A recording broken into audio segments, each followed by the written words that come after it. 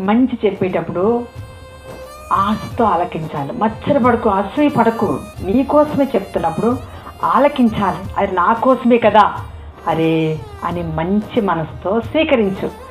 అరే ఏది చెప్పినా అసూయ పడకు, ఆలోచించు. ఒక చిన్నవాళ్ళు చెప్పినా పెద్దవాళ్ళు చెప్పినా ఆలకించు. అసూయ రానవద్దు. అసూయ పెద్ద విషపురుగుతో సమానం. మనిషికి మచ్చరం లాంటిది, భయంకరమైనది. ఒకరు అసూయ పడుతున్నారు, దాని నష్టం ఎంతంటే వినకపోవడం వల్ల అసూయ వస్తుంది, ఆలకించడం వల్ల ఆశీర్వాదం వస్తుంది. ఆలకించి దీవెనకరంగా ఉండాలి, అసూయ పడకూడదు.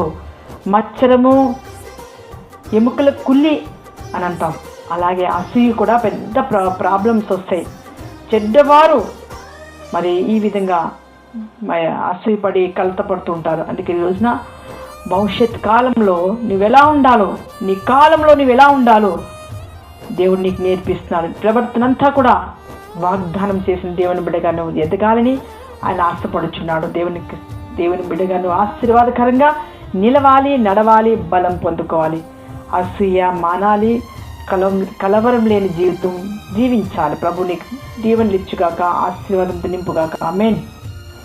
God bless you.